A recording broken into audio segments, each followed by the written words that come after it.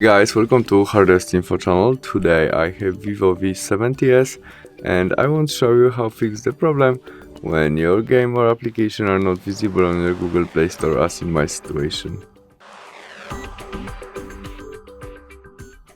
To fix it, go back to the main menu, open your main menu of your Google Play Store, tap on your photo on the right corner and there choose settings.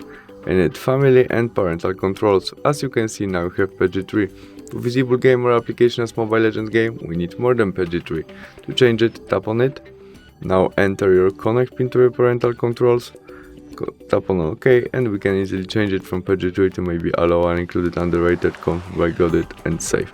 You can also turn off your parental control by switch off.